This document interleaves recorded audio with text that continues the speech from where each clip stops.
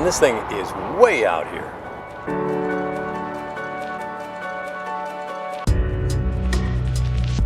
Oregon's only coal plant is 170 miles east of Portland and then 10 miles south of Interstate 84. But not for long. It's shutting down by the end of 2020. I gotta say, I've been a reporter here for 29 years. I've never been out to the coal-fired plant, and most of the time, never even really thought about it. But now that it's gonna close, I wanna find out when it was built, why it was built, what's been the benefit, why is it closing now, and what's gonna happen to all the people that work out here and to the community that they live in. This will be interesting to see. Huge old stack. Makes quite an impression from the distance. The smokestack is the first thing you see. It's 656 feet tall, the equivalent of a 60-story building. With all the flat land out here, it's so big, it has to have lights on it so planes won't run into it. Wow. The plant sits in the middle of farmland. It's kind of wild, literally right next to cornfields. This huge industrial machine.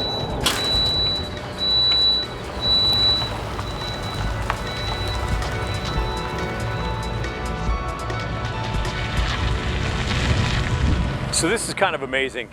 When you first pull up here and get out of the car, the very first thing you hear is crackling in these wires. I mean, that's electricity that's coming out of that plant and going out to everybody's homes. Just listen to that. It's wild how much juice must be flowing through there. The Boardman plant was built in the late 1970s as Oregon's population grew and the OPEC energy crisis of '73 was still fresh. The country wanted energy independence. Coal seemed like a good solution. In 1980, the Boardman coal-fired plant began making electricity for Portland customers. 40 years later, at the end of next year, it's going to be shut down for good. Mothballed by an environmental lawsuit, public pressure, and the falling cost of alternative energy. To me, it's sad. Becky Gardner's worked at the plant for 15 years.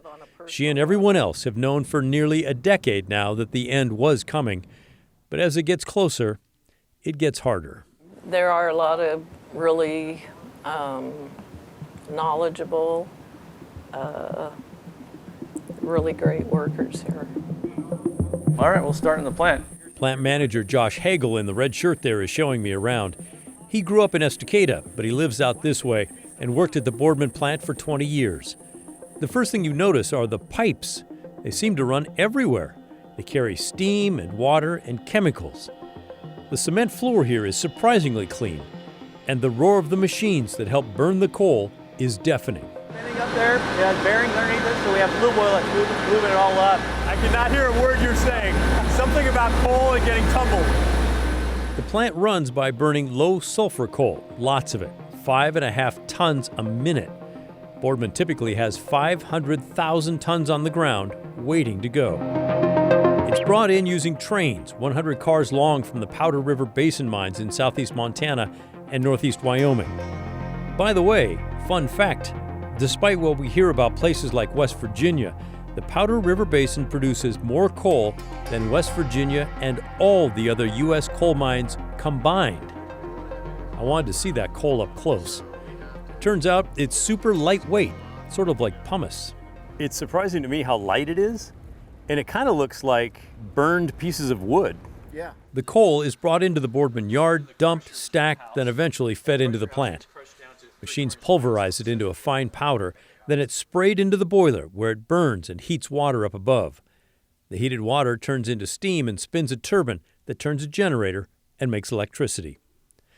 When the plant is running full out, as it was when I toured, it pumps out enough power for 500,000 homes each moment that it's running.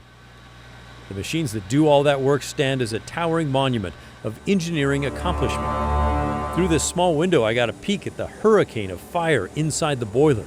The flame fills a 30-foot space. The boiler itself hangs from the ceiling. It's 20 stories tall. Wow. This is all man-made, right? Correct. This is all just water to cool and heat the plant. That's correct. Yeah, we take all the water from the... From the roof, I could see the massive water cooling pond built beside the plant. Hot water is dumped into the pond, cool water pulled back into the plant. But I was really here to talk about the stack. Why is the stack needed? It just helps with the burning the flue gas after you have combustion in the plant. It's got to go through the rest of the boiler, through the plant, and that helps with the draft of taking it out of the plant. Okay. And I'm not seeing anything. Where's all the pollution that comes out of there? So we have our precipitators, and they're electrically and natively charged panels in there, and it takes all the ash and the fly ash out of there. And also we have our ACI activated carbon control, or sulfur or Trona control, or DSI, and that all helps with the efficiency of the plant. To be fair though, there are still greenhouse gases that are coming out. Absolutely. But you've been able to cut a lot of them. Cut a very large amount. 10 years ago, PGE added $60 million worth of anti-pollution devices, including this tower, to help hold down sulfur dioxide pollution. Still, the Boardman plant is a polluter.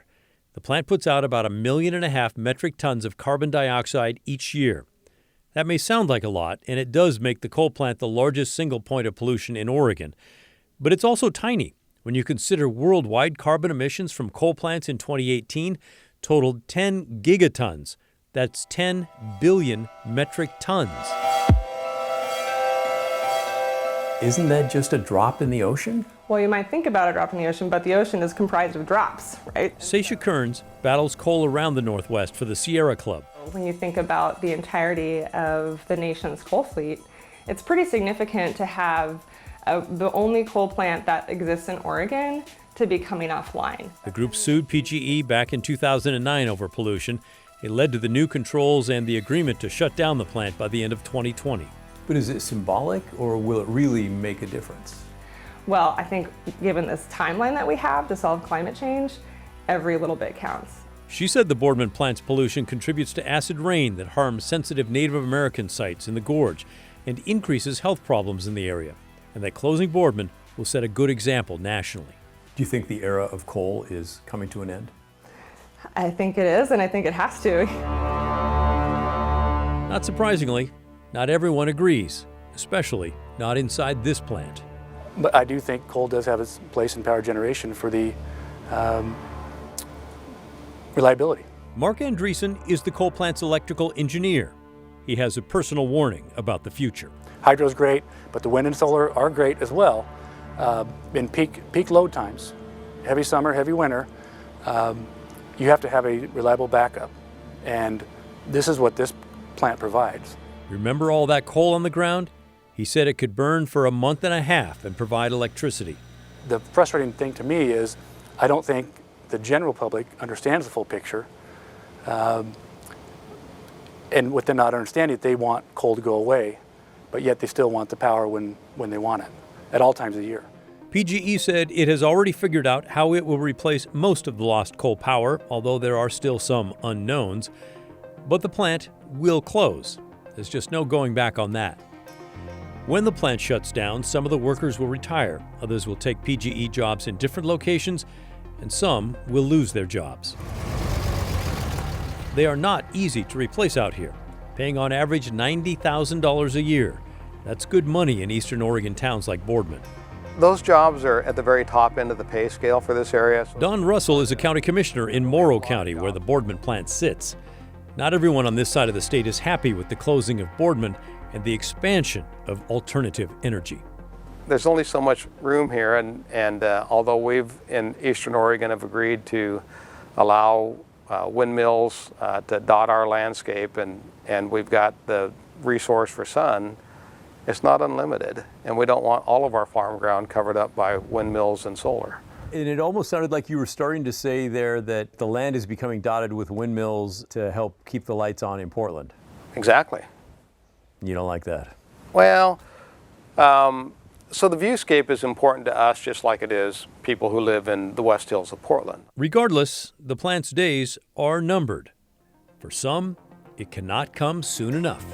This plant was the largest source of climate pollution, the largest single source of climate pollution and air pollution in Oregon. And so the fact that we're going to be past that and hopefully accounting for the change that's going to be coming with that for the community is a pretty big deal.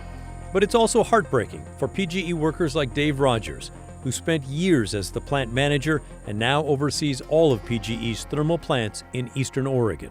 But I've been real proud about working here. I mean, I'm proud of what the plant's done. It's provided a product, a useful product for people, and something that's important. Have you ever thought, gosh, maybe I shouldn't be working at a coal plant? Or No. How come? Because I believe in what we're doing here. We're doing a good thing. We're producing power. The pride remains, even as the end draws closer.